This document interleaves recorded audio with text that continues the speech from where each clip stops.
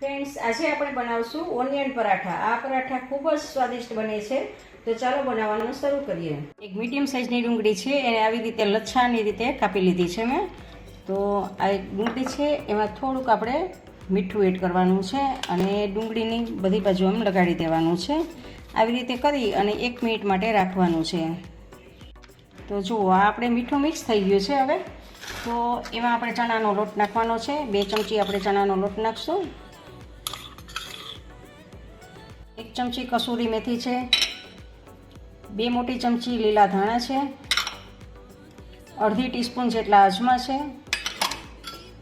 1 teaspoon Kashmiri મરચું છે. તમારે મરચું તીખાસ પ્રમાણે લેવાનું છે.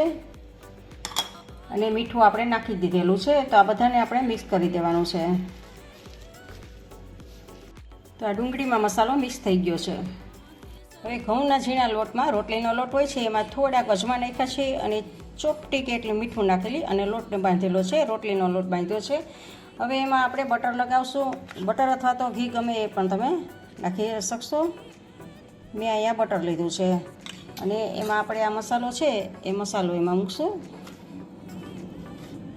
અને મસાલાને આવી રીતે બટર આવે મિક્સ કરશું. હવે બીજી રોટલી વણી અને એને આવી રીતે ઉપરથી ઢાંકી દેવાની છે અને ઉપરથી હાથ આપણે પ્રેસ કરી દેવાનો છે આમ. હવે આવી રીતે આપણે કાપા કરશું ચપ્પુની મદદથી અને રોલ વાળવાનો છે. રોલ વાળી અને ઉપરથી આમ પ્રેસ કરવાનું છે. આવા આપણે બધા રોલ વાળી અને પ્રેસ કરી દઈએ.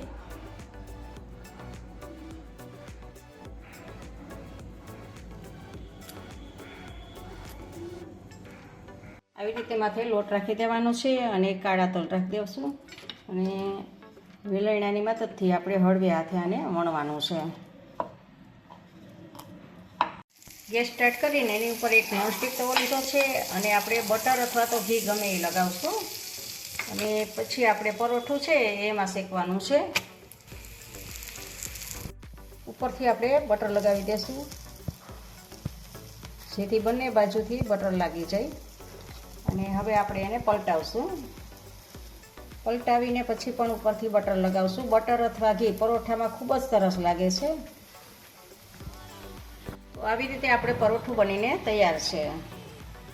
તો ઓનિયન પરોઠા આ રીતે આપણે બનાવશું. તમને આ રેસીપી ગમે તો લાઈક, શેર અને સબસ્ક્રાઈબ કરજો.